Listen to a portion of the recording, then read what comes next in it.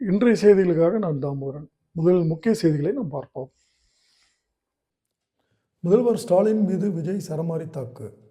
சேலத்தில் நேற்று நடந்த நிர்வாகிகள் சந்திப்பு கூட்டத்தில் தவிக தலைவர் விஜய் பேசியதாவது: விக்கிரவாண்டி மாநாட்டில் நம் கூட்டணிக்கு வந்தால் ஆட்சியில் பங்கு, அதிகாரத்தில் பங்கு வழங்குவேன் என்று நான் போட்ட வெடிகுண்டு இன்று பல கூட்டணிகளுக்குள் தாறுமாறாக வெடித்து சிதறுகிறது.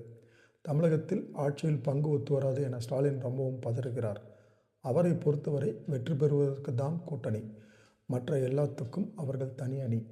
வெல்வோம் ஒன்றாக என்பார், ஆனால் வரும் வெல்த் எல்லாம் பார்ப்போம் தனியாக என்பார். புரிய வேண்டியவர்களுக்கு இது புரியும் என நேற்று நடந்த சேலம் கூட்டத்தில் தவிக தலைவர் விஜய் சரமாரியாக திமுகவை தாக்கினார். சட்டசபை தேர்தல் வர உள்ளதால் மகளிர் உரிமைத்துறை பெறும் 1.31 கோடி மகளிரின் வங்கி கணக்கில் நேற்று காலை திடீரென்று 5,000 ரூபாய் வரவு வைக்கப்பட்டது. அடுத்தது திமுக ஆட்சி வந்ததும் 1,000 ரூபாயாக உள்ள உரிமைத் தொகை 2,000 ரூபாயாக உயர்த்தி வழங்கப்படும் என முதல்வர் ஸ்டாலின் தெரிவித்துள்ளார். திருப்பூர் மாவட்டத்தில் அதிர்ச்சி. திருப்பூர் மாவட்டத்தில் கடந்த 7 ஆண்டில் 6,356 ஏக்கர் விவசாய நிலம் வகை மாற்றம் செய்யப்பட்டுள்ளது. அவை வீட்டுமனை நிலங்களாகவோ பிற வணிக பயன்பாட்டு நிலங்களாகவோ பயன்படுத்தப்பட்டு வருகிறது. வரும் ஆண்டுகளில் விவசாய பரப்பு சுருங்காமல் இருப்பதற்கான நடவடிக்கையை வேளாண்மை துறையினர் மேற்கொள்ள வேண்டும் என்ற எதிர்பார்ப்பு எழுந்துள்ளது. வங்கதேசத்தில் மாணவர்களின் போராட்டத்திற்கு பின் நடந்த முதல் பொது தேர்தலில் மறைந்த முன்னாள் பிரதமர் கலிதா ஜியாவின் பிஎன்பி எனப்படும் வங்கதேச தேசியவாத கட்சி மொத்தமுள்ள 299 தொகுதிகளில் 216 இடங்களை கைப்பற்றி அபார வெற்றி பெற்றுள்ளது. அந்த கட்சி 20 ஆண்டுகளுக்கு பின் ஆட்சி அதிகாரத்தை கைப்பற்றியுள்ளது. கலிதா ஜியாவின் மகன் தாரிக் ரஹ்மான் பிரதமராக விரைவில் பதவியேற்க உள்ளார். அவருக்கு பிரதமர் மோடி வாழ்த்து தெரிவித்துள்ளார்.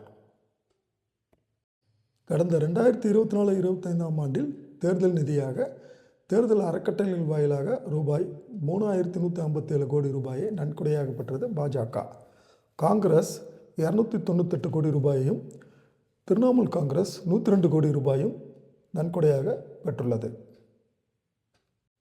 குரூப் 2A தேர்வு ரத்து விவகாரத்தில் டிஎன்பிஎஸ்சி அலுவலர்கள் 5 பேர் சஸ்பெண்ட் செய்யப்பட்டு உள்ளனர். மேலும் துணை செயலாளர் மீது ஒழுங்கு நடவடிக்கை எடுக்கப்பட்டுள்ளது.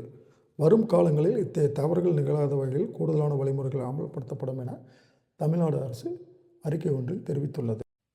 பாமாயில் இறக்குமதி 51% உயர்ந்துள்ளது. கடந்த ஜனவரியில் பாமாயில் இறக்குமதி 7.66 லட்சம் டன்னாக இருந்தது. நடப்பு பிப்ரவரியில் பாமாயில் இறக்குமதி 8 லட்சம் டன்னாக அதிகரிக்கும் என எதிர்பார்க்கப்படுகிறது. அதிக விலை கொடுத்து சூரியகாந்தி எண்ணெய் வாங்குவதை காட்டிலும் பாமாயில் விலை கட்டுக்குள் இருப்பதே இதற்கு காரணம் என இந்திய அரசாங்கம் தெரிவித்துள்ளது. வெனிசுலா கச்சா எண்ணெய் ரிலையன்ஸுக்கு அனுமதி. வெனிசுலாவிலிருந்து நேரடியாக கச்சா எண்ணெய் வாங்குவதற்கு இந்தியாவின் ரிலையன்ஸ் இண்டஸ்ட்ரீஸ் நிறுவனத்திற்கு அமெரிக்கா பொது உரிமம் வழங்கியுள்ளதாக தகவல்கள் வெளியாகி உள்ளன. நேற்றைய விலை: தங்கம் 1 கிராம் 14,400 ரூபாய், வெள்ளி 1 கிராம் 280 ரூபாய், US டாலர் 90 ரூபாய் 66 காசுகள், கச்சா எண்ணெய் ஒரு பீப்பாய் $67.81.